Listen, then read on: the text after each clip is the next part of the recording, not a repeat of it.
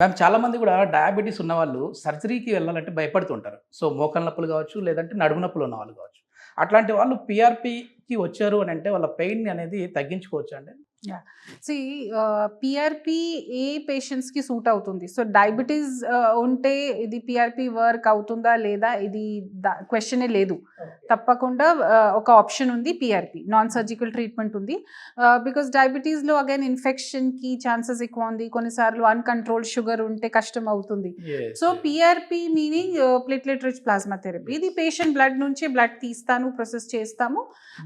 మోకాలు నొప్పి ఉంటే మోకాల్లో ఆర్ బ్యాక్ పెయిన్ ఉంటే, ఫ్రోజన్ షోల్డర్ ఉంటే, యాంకిల్ ఇంజరీస్ ఉంటే వేరే వేరే ప్లేస్‌లో ఏ ప్లేస్‌లో డ్యామేజ్ ఉంటే నొప్పి తగిలింది కోసం పీఆర్‌పీ చేస్తున్నాను. ఓకే. సో, దానికి ఏసెప్టిక్ ప్రికాషన్స్ ఫాలో చేస్తున్నాను. సో, ఇన్ఫెక్షన్‌కి ఆర్ వేరే రెస్ట్రిక్షన్స్ ఏమీ లేదు.